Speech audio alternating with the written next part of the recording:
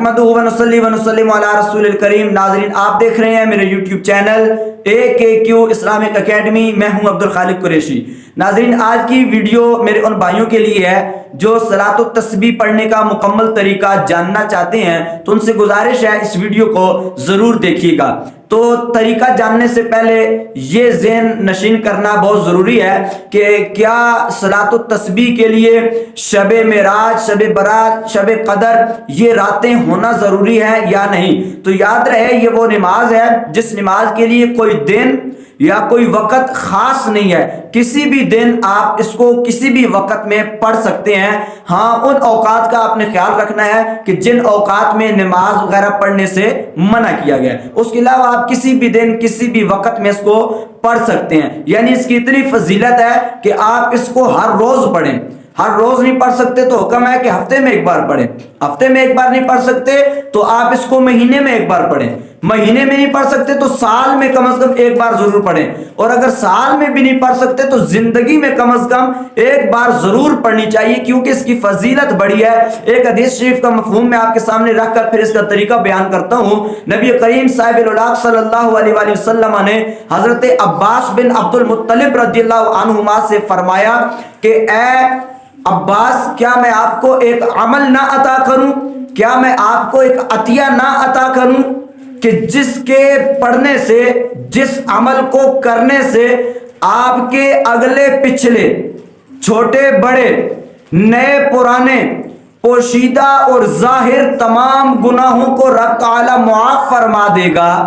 حضرت عباس رضی اللہ تعالی عنہ نے عرض کی، کریم آقا صلی اللہ علیہ وسلم عطا کیجئے۔ تو کریم آقا علیہ السلام نے جو عمل دیا، جو تحفہ عطا کیا، وہ ہے صلاۃ التسبیح۔ وہ صلاۃ التسبیح کہ جو 4 رکعتوں پر مشتمل ہے۔ اس کی 4 رکعتیں ہیں، 4 رکعتوں پر یہ مشتمل ہے، اور اس کو صلاۃ التسبیح اس لیے کہا جاتا ہے کہ یہ وہ نماز ہے جس میں کثرت سے رب تعالی کی تسبیح کی جاتی ہے، جس میں کثرت سے تسبیح ہے، اس لیے اس کو صلاۃ التسبیح کہا جاتا ہے۔ تو اب چلتے ہیں اس کے طریقے کی طرف۔ تو آپ نے سب سے پہلے نیت کرنی ہے، دل میں ارادہ کرنا ہے، زبان سے صلاۃ التسبیح کی نیت کرنی ہے، اور آپ نے نماز شروع کرنی ہے۔ 4 رکعت نماز صلاۃ التسبیح جب آپ شروع کر لیں تو اس میں ثنا پڑھنے کے بعد، یعنی جب آپ سبحانک اللہم و بحمدک و تبارک اسمک و تعالی جدک و لا الہ غیرک ادھر تک پہنچیں گے تو آپ نے 15 مرتبہ تسبیح پڑھنی ہے۔ کون سی تسبیح؟ سبحان اللہ والحمد للہ ولا الہ الا اللہ واللہ اکبر۔ اس کو آپ نے 15 دفعہ پڑھنا ہے۔ ثنا کے بعد 15 دفعہ پڑھنا ہے، اور پھر اس کے بعد آپ نے سورہ فاتحہ اور سورت وغیرہ ملانی ہے۔ اب عموماً نماز میں سورت ملانے کے بعد ہم رکوع کی طرف جاتے ہیں، تو صلاۃ التسبیح میں آپ نے رکوع میں نہیں جانا، بلکہ جو ہی آپ کی سورت ختم ہوئی آپ نے پھر تسبیح پڑھنی ہے۔ اب کتنی بار پڑھنی ہے؟ اب آپ نے 10 مرتبہ پڑھنی ہے۔ تو یہ 15 پہلے اور 10 بعد میں ہماری ہوگی 25 مرتبہ۔ اس کے بعد آپ رکوع میں جائیں گے۔ رکوع میں سبحان ربی العظیم 3 بار کہنے کے بعد آپ نے اٹھنا نہیں ہے، آپ نے وہیں پہ پھر تسبیح پڑھنی ہے۔ کتنی مرتبہ؟ 10 مرتبہ۔ 10 مرتبہ تسبیح پڑھیں گے تو کل ملا کر آپ کی ہوگی 35 مرتبہ۔ اب آپ اٹھیں گے رکوع سے، سمع اللہ لمن حمدہ ربنا لک الحمد، یہ آپ نے کہہ لیا۔ اب آپ نے سجدے کی طرف نہیں جانا، ادھر ہی کھڑے ہو کر آپ نے پھر تسبیح پڑھنی ہے۔ کتنی مرتبہ؟ 10 مرتبہ۔ یہ 10 مرتبہ تسبیح پڑھنے کے بعد آپ گنیں کہ آپ کی 45 مرتبہ ہو گئی ہے۔ جو ہی تسبیح 10 مرتبہ مکمل ہوئی، آپ پہلے سجدے میں جائیں گے۔ سجدے میں سبحان ربی الاعلیٰ 3 بار کہنے کے بعد آپ نے سر اٹھانا نہیں ہے، بلکہ آپ نے وہاں پر پھر تسبیح پڑھنی ہے 10 مرتبہ۔ تسبیح مکمل ہوئی، آپ نے پہلے سجدے سے سر اٹھایا، اٹھا کر بیٹھے۔ تو عموماً کیا ہوتا ہے کہ انسان دوسرے سجدے کے لیے جاتا ہے، تو اس جلسے کی حالت میں جب آپ بیٹھے ہوئے ہو، پہلا سجدہ کرنے کے بعد جب آپ بیٹھے ہو تو یہاں بیٹھے ہوئے آپ نے پھر تسبیح پڑھنی ہے 10 مرتبہ۔ یہ آپ کی ہوگی 65 مرتبہ۔ یہ 10 مرتبہ جب مکمل ہوگی پھر آپ دوسرے سجدے میں جائیں گے۔ اب دوسرے سجدے میں پھر آپ نے سبحان ربی الاعلی 3 بار کہنے کے بعد اسی تسبیح کو سبحان اللہ والحمدللہ ولا الہ الا اللہ واللہ اکبر 10 مرتبہ اس تسبیح کا ذکر کرنا ہے۔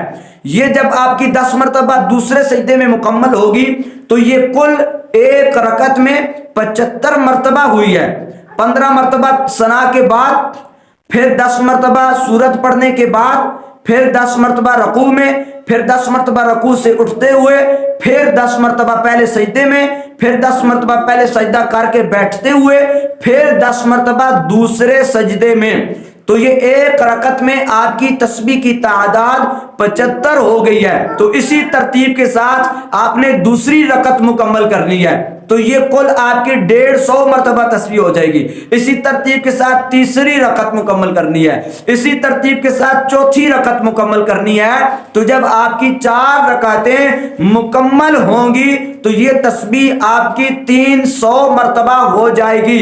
اور صلاۃ التسبیح میں یاد رہے 300 مرتبہ اس تسبیح کا ذکر کرنا ہے، یعنی سبحان اللہ والحمدللہ ولا الہ الا اللہ واللہ اکبر، اس کو آپ نے صلاۃ التسبیح میں 300 مرتبہ ذکر کرنا ہے۔ تو اس ترتیب کے ساتھ، اس روٹین کے ساتھ آپ جب پڑھیں گے تو آپ کی تسبیحات مکمل ہو جائیں گی اور آپ کی صلاۃ التسبیح بھی مکمل ہو جائے گی۔ 4 رکعت پڑھنے کے بعد تشہد کریں اور پھر اس کے بعد آپ سلام پھیر دیں۔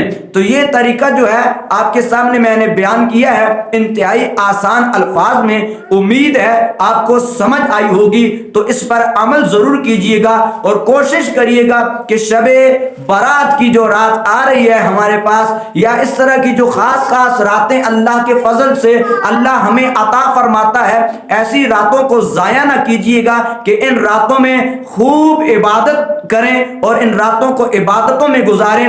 اس صلاۃ التسبیح کی جو فضیلت میں نے آپ کے سامنے بیان کی ہے اس کے مطابق یقیناً کریم اللہ ہمارے سابقہ گناہوں کو معاف فرمائے گا، اور اللہ سے ہمیشہ دعا کریں کہ اللہ ہمیں اپنے آنے والی زندگی میں ہر قسم کے عیبوں سے، گناہوں سے محفوظ رہنے کی توفیق عطا فرمائے، اور ایسی بابرکت راتوں میں ہمیں بھی اپنی دعاؤں میں یاد رکھیے گا۔ اجازت دیجیے، اللہ حافظ۔